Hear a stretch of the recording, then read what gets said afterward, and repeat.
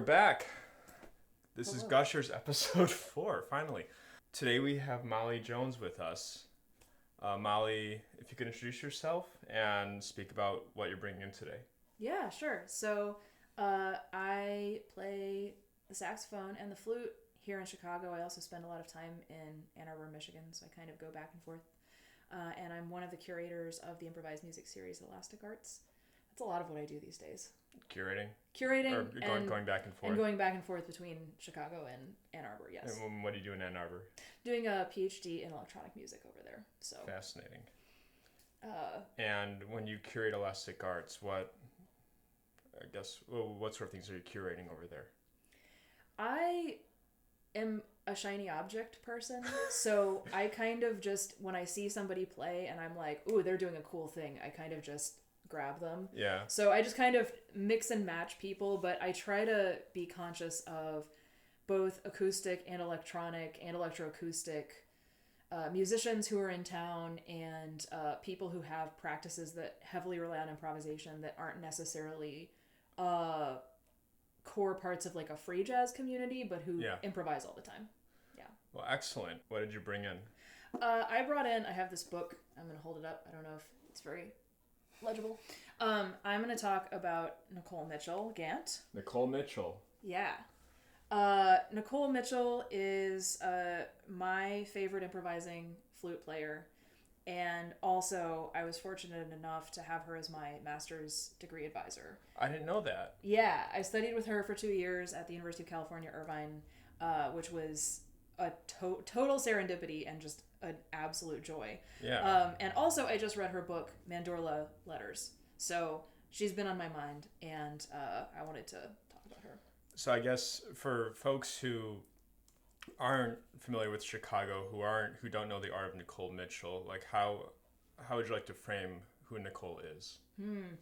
Yeah, so she no longer lives in Chicago, but she frequently comes back to play in Chicago. So she is a member and former president of the ACM. The ACM being? The Association for the Advancement of Creative Musicians, which is a super, I don't even know if I can put a strong enough word to how important the ACM is musically in the world of improvised music. I mean, they pioneered so much of the art that is currently considered,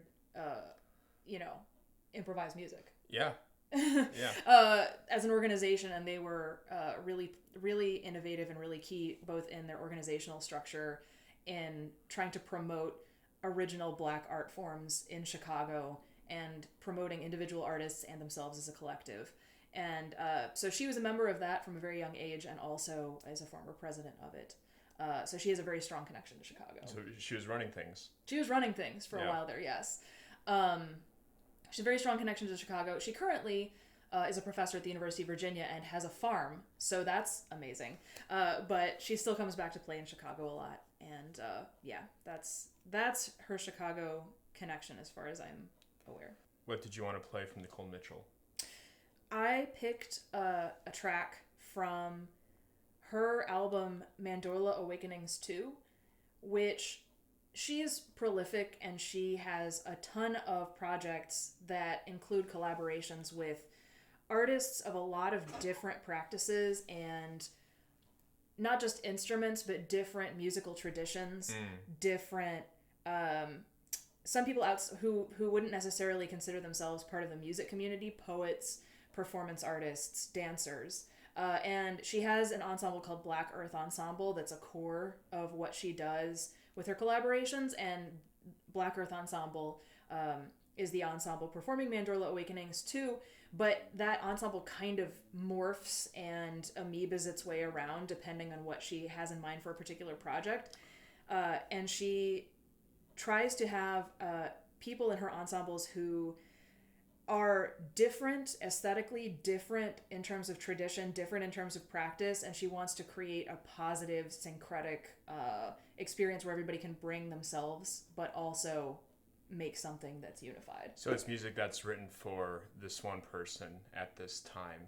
Mm-hmm. It's not music that can just go anywhere in the world to anyone, but it's person-specific performance. She writes about that a lot in her book. She writes about how she composes with very specific voices in mind. Yes. Yeah. Mm-hmm. Yeah. So I've chosen a track from that album, and it's called Shiny Divider. And I won't try to put words in her mouth, but roughly one of the things inspiring this track is a specific feminist philosopher who writes about the two symbols of the blade and the chalice and how they perpetuate throughout Western history, and how more collectivist societies tend to have the chalice as a really frequent visual symbol, and how more hierarchical and aggressive societies tend to have blades in their iconography. So Shiny Divider, I believe, is about the blade as like a divider between people. The project as a whole is her vision. It's an expression of her vision for she has this research question she's addressing with this entire album and the book. What does a technologically advanced egalitarian society that's in tune with nature look like? So that's what this album is about. That is a big question. Yes. It sounds like utopia. Yes, and that's Mandorla Island. Her imagined space is a sort of alternative world that coexists with this one that is a idealized alternative. Can we go to that world instead of this one? I don't know. You got to read her book. She talks about that. I would love to. You want to get started? Yeah, let's listen.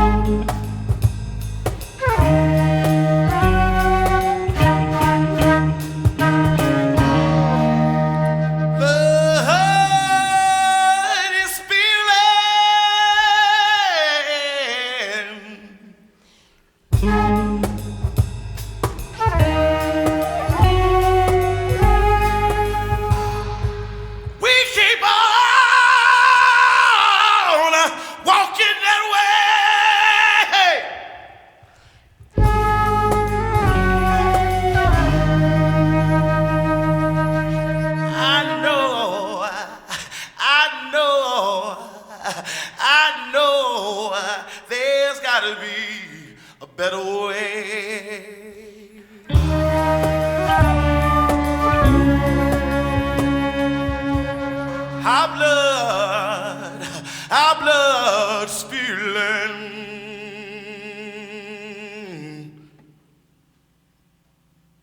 In Baltimore,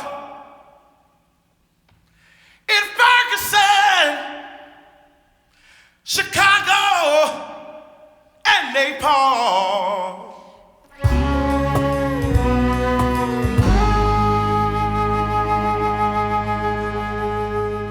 What do we do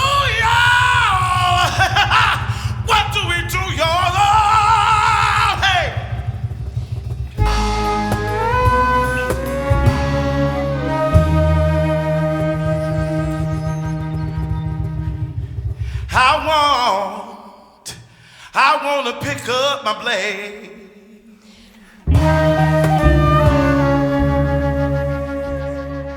But then again, there's gotta be another way.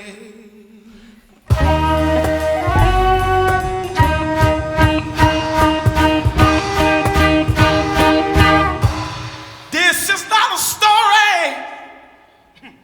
People live it every day.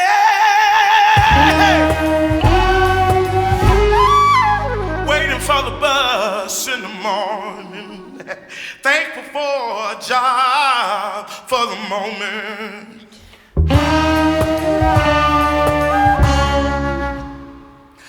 Why do people have to be so mean? Hey!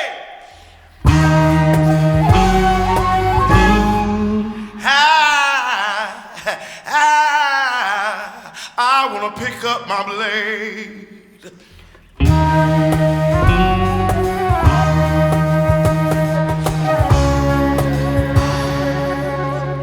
But then there's gotta be a better way.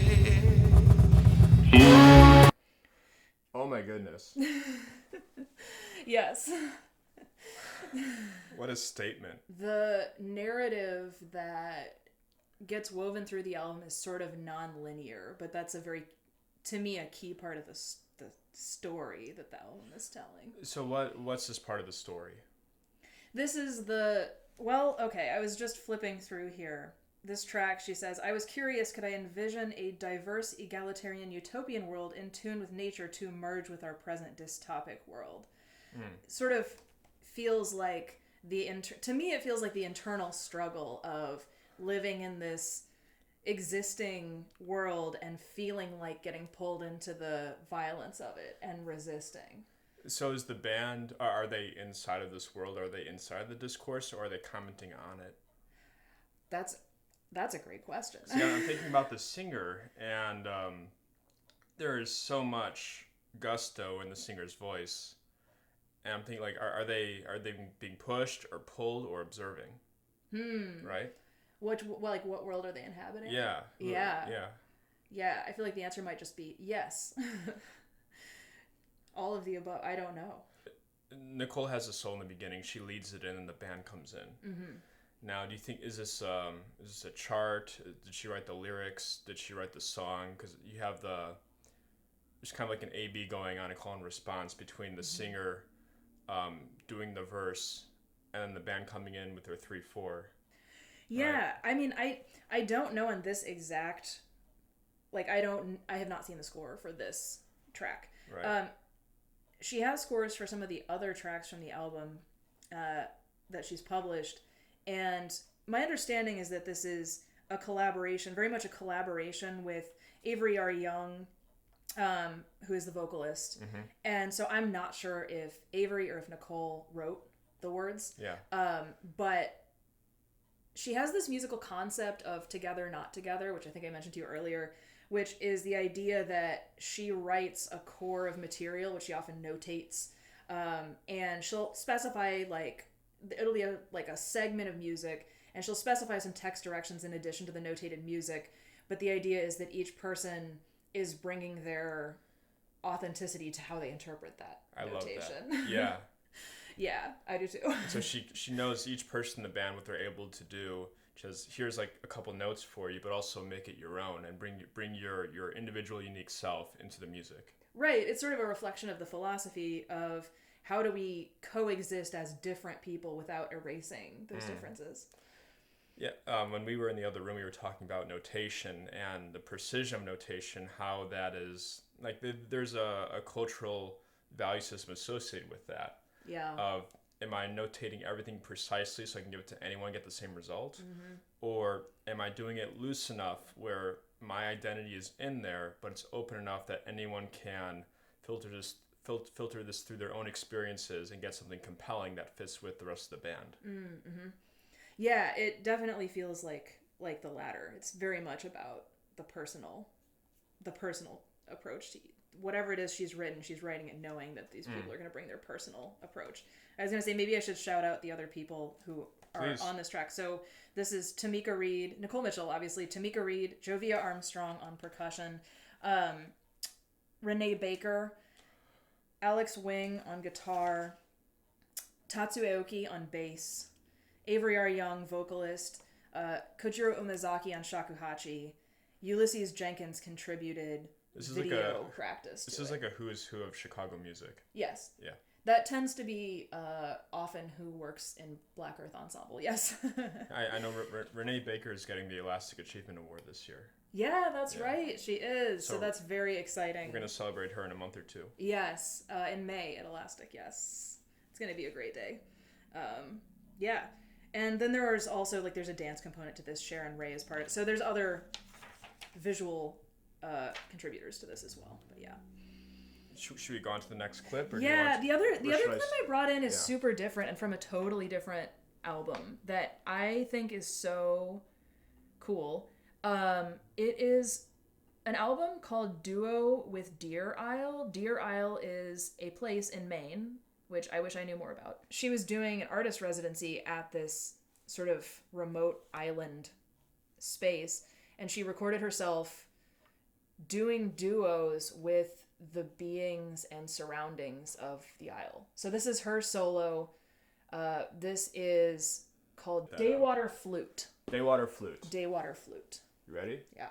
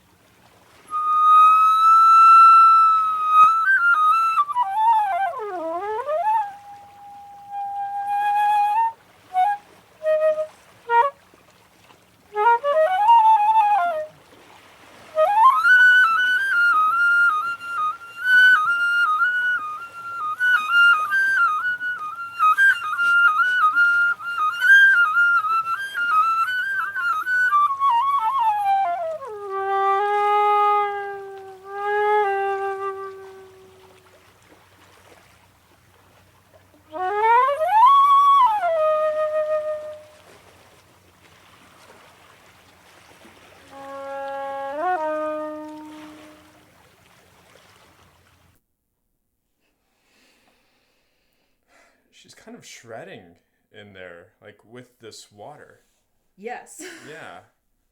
Yes. I think I saw an interview with her where she said that this album she felt completely exposed and vulnerable. Solo flute, you're out wherever outside in nature. Yeah. With this stream, and yeah, it's you and the universe. Yeah. There's no electronics, there's no band, there's no amplification. It's just your instrument and your field recorder. Yeah. I think it's so cool as an approach to making music, and the water is a really strong contributor to that track. So how do you think she's listening to the water? I don't know. I don't know, like, when I listen to that, it makes sense to me. The sounds that she is producing make sense to me with the water, but I couldn't tell you why. What do you think? So what I found interesting is water is it's cyclical, but it's never the same thing twice. It's relational. Like everyone knows what a river is, but you never know. There's unpredictable aspects to it. it's said that like you never step into the same river twice. And so she is doing these scales, she's doing these kind of loops that she gets like an obsession with, but then it goes in a different direction, and it creates a new identity. And I think there's something interesting about interpreting an entity literally and then juxtaposing that with a more metaphorical interpretation. Like if I wanted to interpret water, I can blow into my viola, I can make water sounds, or I can behave like water and abstract that into something else. And when you put those two things together, I think it's really fun, because I'm not just you're making discourse through how you're listening and how you're filtering it through your own experiences. Yeah, and I mean, in a really tiny way, maybe the water is going to also be responding to the movement coming from her, from the air, from her being at the shore, from like in a sense it might. I don't know. What do you think? Is that a mutual influence? I'm not sure. Okay. Yeah. I mean, in the universe, we are grains of sand on the beach, right? So is Nicole Mitchell's flute going to change the water? Maybe in like a butterfly effect sort of way. I don't think the flute. I don't think the water cares. I mean, unless like you build a dam and you industrialize the water, which humans have done. But what contributes influence is that as a musician, we push air around, pushing air onto the water, then the water pushing air onto us. Am I improvising with something that doesn't care about me? Which, the earth will be here after the humans are gone. Yeah, it's a really fascinating duo partner. Does the water care that you're recording it? No, does the water know you're recording it?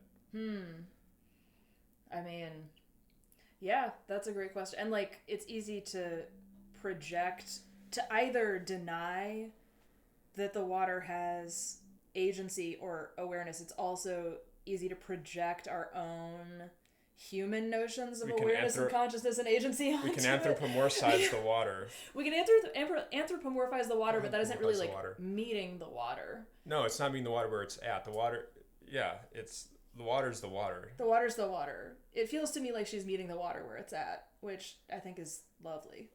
But I also think we're more like the water than we think we are. Like we're 70 or not a scientist. Aren't we like 90-something% water? I thought it was like 70-ish. 60 something. We can 70. fact check that later. Yeah, we'll look at that later. So she is. We are way too far in our own heads here. Yeah. But she's doing a duo with something that is so close to who she is, or so close to who we are as a species, but also so far away. Yes, it's a different form of being, but it's also us. And also we will die if it is not in good shape. So we will die as in the water, or us? Our bodies. Our bodies will, yes. So yes. I know you mostly as a saxophonist, but you also play flute.